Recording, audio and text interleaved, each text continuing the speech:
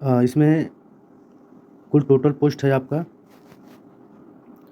अनारक्षित के लिए 416, EWS के लिए 103 और अन्य विभाग अन्य पिछड़ा वर्ग के लिए 278, अनुसूचित जाति के लिए 216 और अनुसूचित जनजाति के लिए 20 और इस पर स्टार लगा है, ठीक ना। ये स्टार लगा इससे कि मतलब कि इसमें बढ़ाया भी जा सकता है और घटाया भी जा सकता है। ओके, अब आगे देखते हैं इसकी योग्यता क्या है। पद का नाम है सहायक एग्जीक्यूटिव असिस्टेंट यानी कार्यकारी सहायक। उपरोक्त रिक्तियों की संख्या आवश्यकता अनुसार घटाने और बढ़ाने का अतिरिक्त का अधिकार Uttar Pradesh power corporation limited के पास सुरक्षित है। इसका मतलब कि रिक्तियां बढ़ भी सकती हैं और घट भी सकती हैं, ठीक। अब देखते हैं आगे। आवेदन करने के अभ्यर्थी के पास आधार कार्ड अथवा विद्यमान फोटोयुक्त पहचान पत्र होना चाहिए। अगर कोई अभ्यर्थी आवेदन कर रहा है तो उसके पास आधार कार्ड और फोटोयुक्त पहचान पत्र होना चाहिए, ठीक है। अगला, विज्ञप्ति पद आवेदक की संख्या अधिक होने की स्थिति में ऑनलाइन परीक्षा CBT 1 से अधिक पालियों या दिवसों में कराई जाएगी। यानी अगर संख्या अधिक हो जाती है आवेदकों की तो वो आपको परीक्षा 2 पालियों में या कई दिनों में कराई जाएगी, ठीक है। और इसमें एक नॉर्मलाइजेशन का भी प्रावधान है। अगर 2 से 3 दिन या 5 दिन या 10 दिन जितना दिन कराए उसमें नॉर्मलाइजेशन मेथड लगाएगा CBT में, ठीक है। और इसका वेतनमान है आपका 2700 से 8600 तक, 2700 से 8600 तक। भत्ते उत्तर प्रदेश कॉर्पोरेशन लिमिटेड के लागू नियमानुसार देय होगा। ओके, अब आयु सीमा देख लेते हैं। इसकी आयु सीमा क्या है। आयु सीमा एक न्यूनतम 21 वर्ष हो, यानी 1/1/2022 से लेकर 1/1/2022 तक। अधिकतम न्यूनतम है 21 वर्ष और अधिकतम है 40 वर्ष, ठीक है। अब आगे देख लेते हैं इसमें क्या है। आगे चयन प्रक्रिया क्या है। अनिवार्य अर्हता एवं चयन प्रक्रिया। अनिवार्य अर्हता एवं चयन प्रक्रिया का विवरण निम्नवत दिया गया है, ठीक है।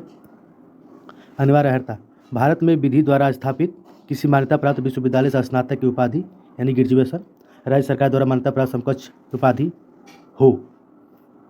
अगला, कंप्यूटर पर हिंदी टंकण में 30 शब्द प्रति मिनट यानी 1 मिनट में 30 शब्द आप टाइप कर सकते हैं तो आप पास होंगे कंप्यूटर में, ठीक है। चयन प्रक्रिया क्या होगी। चयन प्रक्रिया एक लिखित होगा, दक्षता परीक्षा वाला होगा, ठीक है ना। चयन लिखित एवं टंकण परीक्षा के आधार पर होगा। लिखित CBT का प्रथम पत्र 2 भागों का होगा। प्रश्न पत्र हिंदी एवं अंग्रेजी 2 भाषा में होगा, ठीक है। प्रथम भाग जो होगा आपका NIT के CCC के स्तर का होगा, जो आपको 50 अंकों की होगी और प्रत्येक अंक के लिए 1 अंक मिलेगा, प्रत्येक एक करेक्ट सही के लिए, और गलत के लिए 1/4 ऋणात्मक प्रदान किए जाएंगे, ठीक है। नंबर 2, कंप्यूटर ज्ञान के प्रथम भाग परीक्षा में कम से कम 20 अंक प्राप्त करना अनिवार्य होगा, अन्यथा इस स्थिति में संबंधित अभ्यर्थी योग्य नहीं पाए जाएंगे। लिखित परीक्षा के द्वितीय भाग का मूल्यांकन नहीं होगा, यानी अगर आप कंप्यूटर में 20 नंबर लाते हैं तो आपका द्वितीय पेपर चेक होगा, कहने का मतलब ये है। तीसरा नंबर, कंप्यूटर ज्ञान के प्रथम भाग में प्राप्त किए गए अंक श्रेष्ठता निर्धारित हेतु नहीं जोड़े जाएंगे। इसका मतलब कि आप जो कंप्यूटर में नंबर पाएंगे वो आपका इसमें द्वितीय पेपर में द्वितीय भाग में जोड़ा नहीं जाएगा, इसका कहने का मतलब ये है, ठीक है। लिखित परीक्षा के द्वितीय भाग में निर्धारित पाठ्यक्रम से संबंधित वस्तुनिष्ठ प्रकार के पत्र होगा, जिसमें प्रत्येक प्रश्न 1 अंक का होगा एवं प्रत्येक गलत उत्तर के लिए ऋणात्मक 1/4 अंक दिए जाएंगे। अब आते हैं पेपर कैसा होगा, सिलेबस देख लेते हैं। सामान्य अध्ययन के 25 प्रश्न होंगे और 25 अंकों का होगा, ठीक है। और तार्किक यानी रीजनिंग का 45 क्वेश्चन होंगे और 45 नंबर का होगा, ठीक है। सामान्य हिंदी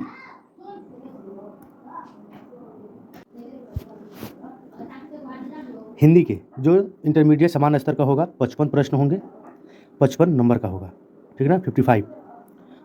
अब आते हैं अंग्रेजी। सामान्य अंग्रेजी जो इंटरमीडिएट सामान्य स्तर का होगा, ये भी 55 प्रश्न होंगे, प्रश्नों की संख्या, और अधिकतम अंक 55 होगा, यानी कुल अंक 180 नंबर का होगा, ठीक है। अब तृतीय भाग देखते हैं। द्वितीय भाग की लिखित परीक्षा के प्राप्त किए गए अंकों के मेरिट के आधार पर हिंदी व अंग्रेजी टंकण परीक्षा हेतु आमंत्रित किए जाने वाले अभ्यर्थियों की संख्या का निर्धारित विद्युत सेवा आयोग द्वारा किया जाएगा। इसका मतलब अगर आप मेरिट में आ जाते हैं, ठीक है, तो आपका हिंदी और अंग्रेजी टंकण की परीक्षाएं होंगी, ठीक है ना।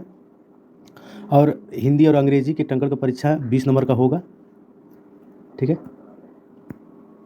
यही नंबर आपका 180 नंबर में जुड़ के 180 नंबर में जुड़ के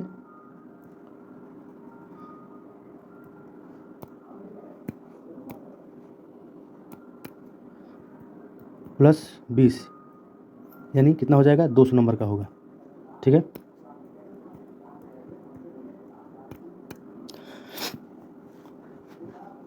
और अभ्यर्थी की संख्या रिक्तियों के सापेक्ष 3 गुने से कम नहीं होगी, ठीक है। प्रतिबंध यह होगा कि किन्हीं भी परिस्थितियों में आमंत्रित किए जाने वाले अभ्यर्थियों की संख्या, इसका कहने का मतलब ये है कि अगर वो आप परीक्षा क्वालिफाई कर लेते हैं तो 3 गुना वो टंकण के लिए बुलाएगा, ठीक है। अवधि कितना होगा, 5 मिनट का होगा। कंप्यूटर पे परीक्षा होगी, हिंदी टाइपिंग और इंग्लिश टाइपिंग का।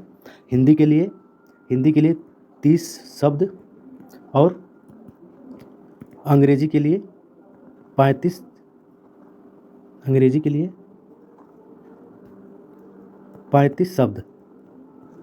शब्द पर मिनट, ठीक है। इतना तो आप लोग समझ गए, दे दिया यहाँ पे, ठीक। अगर एक और बात, अगर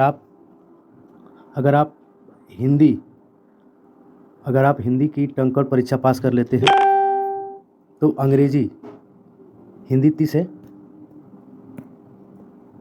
है और हिंदी और इंग्लिश 35 है। अगर इसमें पास कर लेते हैं इसको, अगर इसको नहीं पास करते हैं तो आपको 20 नंबर नहीं मिलेगा, ठीक है। अगर आप दोनों पास करते हैं तो आपको 20 नंबर 180 में जुड़ेगा, ठीक है। अगर आप इंग्लिश कर लेते हैं और हिंदी नहीं कर पाते हैं तो डिस्क्वालीफाई हो जाएंगे, ठीक है। प्रावधान ये है।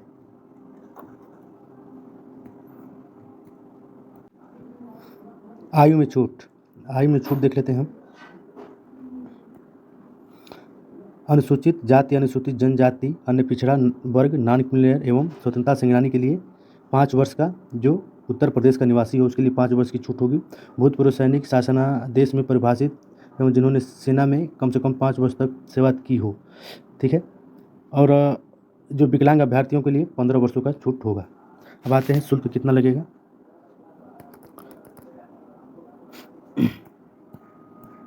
शुल्क अन्य पिछड़ा वर्ग, आरक्षित, EWS और अन्य पिछड़ा वर्ग नॉन क्रिमिलेयर के लिए 1180 रुपये यानी 1180। अनुसूचित जाति और अनुसूचित जनजाति के लिए 826 रुपये। और उत्तर प्रदेश के विकलांग अभ्यर्थियों हेतु केवल क्रमांक शुल्क 12 रुपये लगेगा, यानी विकलांगों के लिए, ठीक है। और आप इतनी जानकारी, ठीक है। अगर वीडियो अच्छा लगा हो तो लाइक ज़रूर कीजिएगा।